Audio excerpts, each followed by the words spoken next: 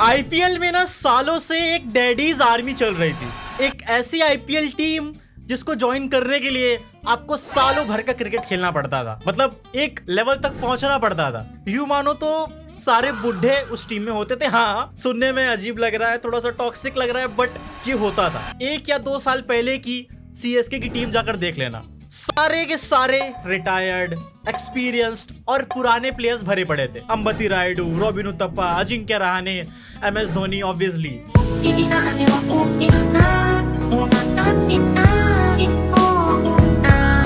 पर इस साल वो टीम जिसको डैडीज आर्मी कहा करते थे, वो बेबीज आर्मी बन के उतरेगी। सारे के सारे यंग प्लेयर्स, एक बिल्कुल ही नई स्क्वाड।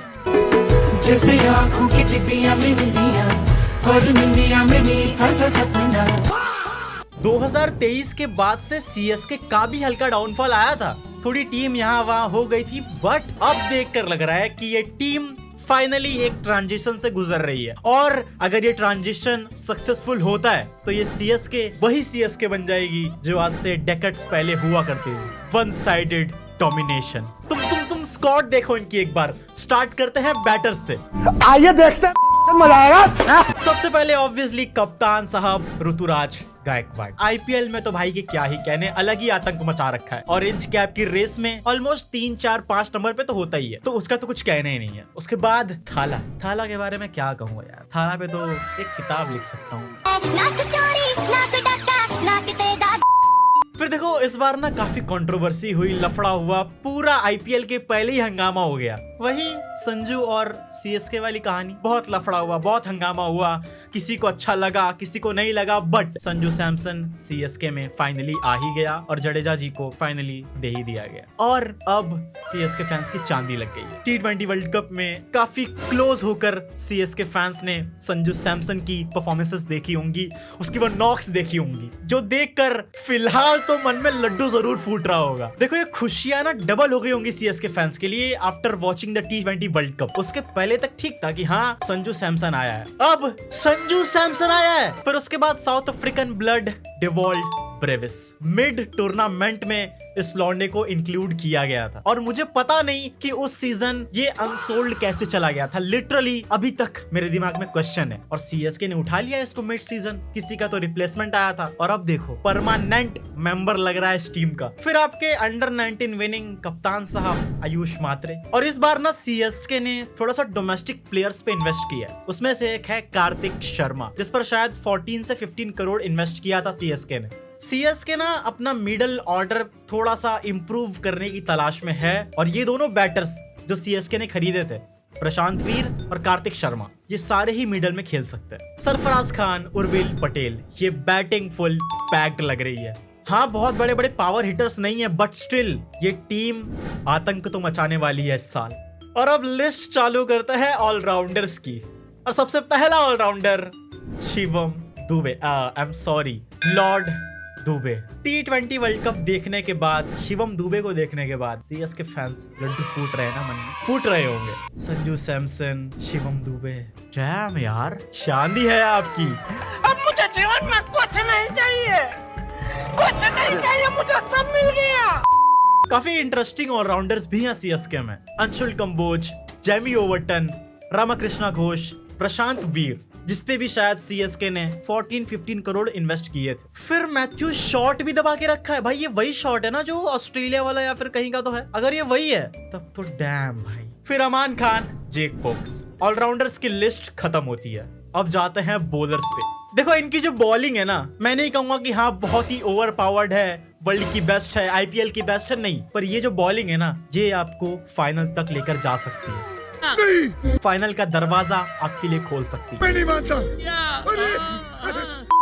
सबसे पहले खलील अहमद। अगर सीएसके से ऑरेंज कैप की रेस में ऋतुराज गायकवाड़ उतरता है, तो पर्पल कैप की रेस में लॉर्ड खलील अहमद उतरते हैं। दोनों बराबरी पर चलते हैं। अफगानी ब्लड और स्पिनर नूर अहमद, और इनके पास ना 3 फुल पैक्ड स्पिनर्स हैं। नूर अहमद, अकील हुसैन और राहुल चहर। तुम सोचो चेपॉक के उस मैदान में ये तीनों उतरेंगे, तीनों साथ में तो नहीं उतरेंगे बट अलग अलग ही उतर गए। क्या होगा भैया सामने वालों का? मैं तो कह रहा हूँ जॉब छोड़ो, खत्म करो। फिर श्रेयस गोपाल, एक और डोमेस्टिक प्लेयर, और नेथन एलिस, उसको कैसे भूल सकता हूँ। चलो ये तो हो गई स्क्वाड की बातें, मोटा मोटी ऊपर की बातें, कौन कितना अच्छा है कौन कितना बुरा है। बट प्लेइंग 11 क्या होगी सीएसके की? कौन से वो 11 आपके शूरवीर होंगे जो जंग लड़ने के लिए उतरेंगे?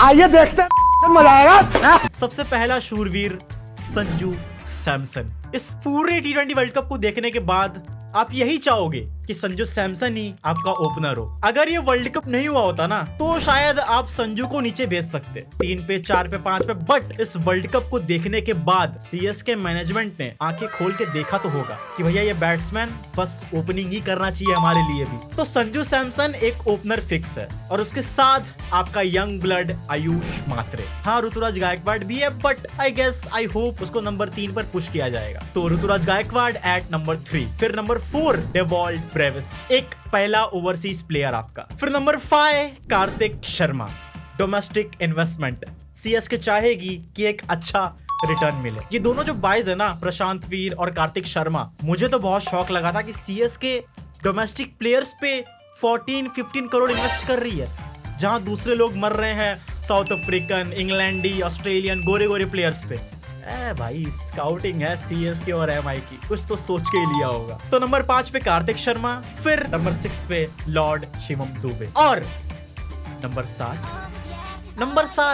7 पे कौन होगा यार?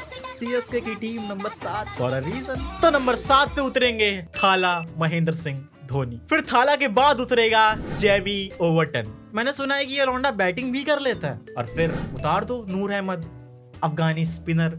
फिर आपके 2 बॉलर्स, खलील अहमद, और एक बड़ा ही इंटरेस्टिंग सा डुओ है मैट हेनरी और नेथन एलिस का। बट जहां तक मेरी निगाहें पहुंच रही हैं, दिमाग पहुंच रहा है, तो सीएसके मैट हेनरी को ही खिलाएगी। अच्छा देखो, ये जो टीम है ना मैंने बनाई है, ये अगर सीएसके पहले बैटिंग करेगी ना तो थोड़ी सी बदल जाएगी। ये जो 11 है ना, इसमें फिर शायद प्रशांत वीर या फिर उर्विल पटेल को इंक्लूड कर दिया जाए, एक बॉलर को हटा के एज अ इंपैक्ट प्लेयर, या तो ऑलरेडी 11 में डाल के बाद में एक बॉलर को ऐड कर दिया जाएगा। और अगर सीएसके पहले बॉलिंग करती है तो वही 11 होगी जो मैंने बनाई थी पहले। फिर आप देख लो बेंच प्लेयर्स और इंपैक्ट प्लेयर्स। आपकी टीम ना सिर्फ 11 पे जज नहीं होती, आपने बैकअप में कैसे प्लेयर्स रखे हैं, आपके प्लेयर्स इंजर्ड होते हैं तो उनका रिप्लेसमेंट क्या है, आपकी बेसिकली बेंच स्ट्रेंथ क्या है, वो तो सीएसके की तगड़ी लग रही है। सबसे पहला सरफराज खान, अंशुल कंबोज, उर्विल पटेल, मैथ्यू शॉट, जेक फोक्स, अमान खान, गोपाल चहर और कई सारे लोग हैं। तो ये पूरी स्क्वाड देख के तुम्हें अंदाजा हो गया होगा कि अब डैडीज आर्मी, बेबीज आर्मी बन चुकी है। तो ये टीम अब अगले 5-6 सालों तक तो ऑलमोस्ट चली जाएगी। प्लेयर्स तो वही जाएंगे क्योंकि शायद अब सीएसके को उतना एक्सपेरिमेंट नहीं करना पड़ेगा और ना ही नए प्लेयर्स को लेना पड़ेगा, ना ही वो ट्रांजिशन झेलना पड़ेगा। अगर ये ट्रांजिशन इसी साल सक्सेसफुल होता है तो हाँ, मेगा ऑक्शन आया तो बात अलग है फिर। और ये तो हमारी अनुमानित 11 थी। अब तुम बताना कि तुम्हारे अकॉर्डिंग सीएसके की सबसे बेस्ट 11 क्या होगी। हमने तो अपनी बता दी भाई।